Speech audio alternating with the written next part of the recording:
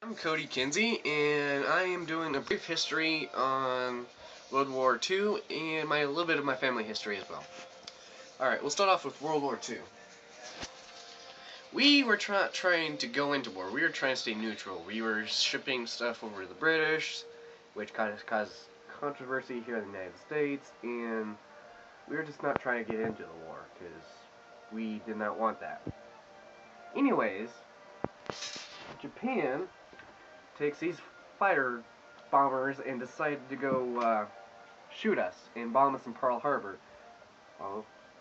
And go, ew. Kabam, goes our guys. We came back with up-ground ability and went and pretty much stabbed them in the heart.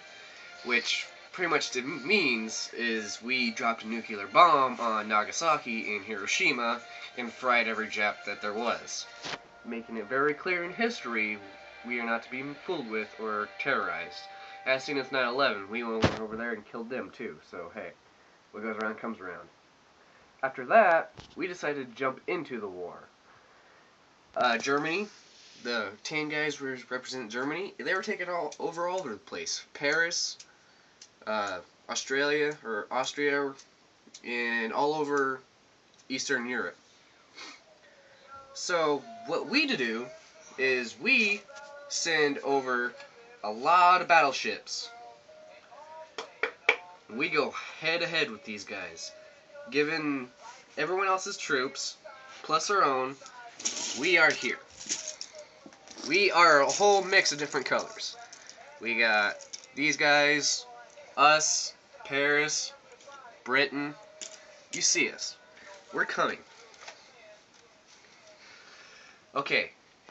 Hitler's over here with his little German guys in Germany, just sitting back chilling, conquering the world, thinking he's going to be the almighty leader. And he's taking over countries all over the place. What we do is there's guys already over here that are severely wounded, can't help themselves. Guys over here, and you've got concentration camps, and they're just killing Jews and blacks and other non-superior Aryan races. So, what did we do about that? We decided to go kick their butt. We send in troops of our own. We give everyone else a backbone, because we are the almighty United States of America. We come up here and wipe them out. We take over the country and give it back to them. To Paris or France. We come over here to Austria and Great Britain and help those guys out and just wipe them out. Poof, poof, they're dead. They're dead. They are, at this point, they're retreating back to Germany. And these are Hitler's little soldiers surrounding him, making sure he stays safe. We kill them one by one. His top leaders. Some of them left and scattered. They go and hide. We're going to hide these guys for a minute. So here Hitler's all by himself. Bam, bam, oh crap, I'm out of people. What does he do? Takes one to the head by himself.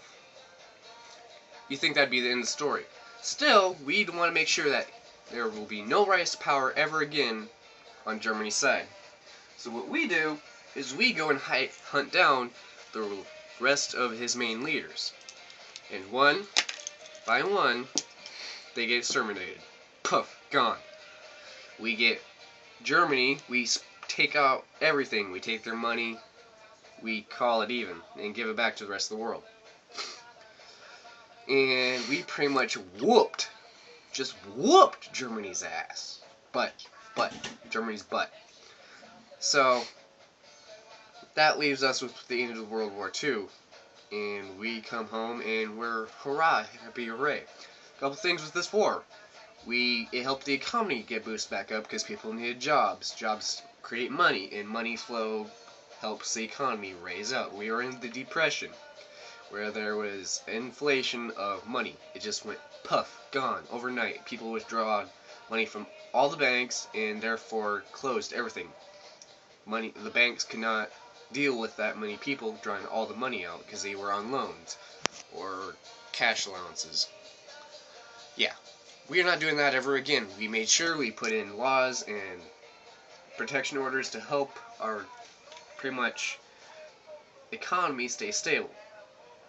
And so far it's worked, except for back in 2000 or later in the 2000s it happened again, but it wasn't as severe. Today, people are freaking out because people say the economy is still bad, but it's really not that bad. It's way better than it was 10 years ago. Ouch. And this is an army hat. This is what I got from one of my uncles that's been passed down through the family. My family has been around war for a very, very long time, and stuff like this is pretty much passed down anymore. A little bit on my family history. My family history ties into this war as well. Where's my paper? Okay, on my Kinsey side, this is what everything wraps in. I had Grandma Vivian. I don't know her last name, didn't bother to ask, I forgot. She grew up on a farm, raising cattle, so therefore she wasn't that far off. She had milk, she had meat, she didn't have to worry about money or anything. She was self-sufficient. Her family was good. My Grandpa Wayne, or great-grandpa Wayne, he was a soldier in the war. He went in when he was 17, and he had a lot of money before. His family was kind of rich, but back then rich wasn't rich, it was just power. They owned a coal industry or whatever, and boats needed coal, and people kept buying stuff. So therefore, he was never on the poor side of the Depression. And neither was my great-grandmother, Grandma Vivian. She was self-sufficient, she was good enough, so she didn't have to worry about going hungry, worrying about being warm at night. She was set all right. And they were in Nebraska. My grandma and great-grandpa and great-grandma got married in Nebraska because that's where their family is both their families are located, both in the same town. My Grandpa Wayne had a car that he had from his money that he had, and that's how he picked up Grandma Vivian, is that he drove a car around and it caught attention of her, and therefore he kept taking her rides. That led to one thing to another, and they got married, and voila. There's one side of my family. That's my Kinsey side. My Overman side is kind of spotty at best. My great-grandma is losing her memory, so it's kind of hard for her to remember everything back then. But what I got out of her was my great-grandma Shear had a hard life, always broke. They moved from a lot of places. Finally, they ended up in Chicago. Yeah, Chicago. And she became a hooker when she was of age. Yeah, I know it sounds bad, but she was doing the best she can to do whatever she can. At that time, no one judged anyone for doing anything.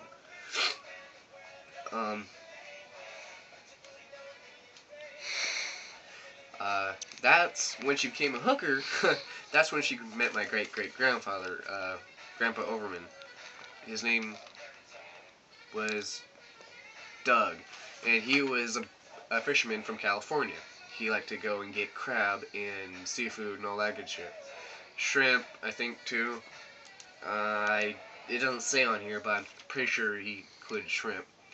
The boat was passed down from generation to generation. Anyways, he was going to Chicago to meet a businessman and decided to stop in for a late night pleasure. And that's when he met my great-grandmother. And from then, they kept seeing each other, and voila, they had a kid, then they got married. She did not become a hooker, and she became a stay-at-home mom and raised all our kids. And she had, like 7 kids. 3 boys, 4 girls. And it just expands out of that. That's my family history. Not the best, not the brightest, but it works. I hope this gave you a little bit of insight, a little bit more of a physical profit off of all this, and I hope you enjoyed it. Thank you. Bye.